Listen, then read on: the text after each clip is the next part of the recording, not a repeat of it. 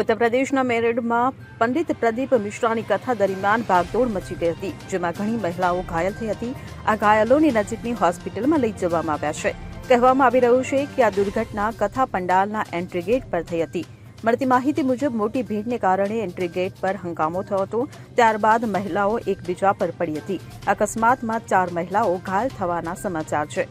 જણાવવામાં આવી રહ્યું છે કે એન્ટ્રી ગેટ પર અરાજકતાના કારણે આવી સ્થિતિ સર્જાઈ હતી. એવું પણ કહેવાઈ રહ્યું છે કે સ્થાનિક પોલીસ ફોર્સ પહેલેથી જ તૈનાત હતી, પરંતુ ઘણા પોલીસ સ્ટેશનોમાંથી પોલીસ ટીમોને બોલાવવામાં આવી છે. જો કે આ હંગામામાં કેટલા લોકો ઘાયલ થયા છે તે અંગે હજુ સુધી કોઈ માહિતી પ્રાપ્ત થઈ નથી. ઘાયલ થયેલા તમામ લોકોને હોસ્પિટલમાં લઈ જવામાં આવ્યા છે. Bureau report CN24 news. હવે જુઓ દેશ દુનિયાની તમામ ખબરો તમારી આંગળીના ટેરવે. ઉઠાવો મોબાઈલ અને Google Play Store પરથી ડાઉનલોડ કરો અમારી CN24 ન્યૂઝ મોબાઈલ એપ.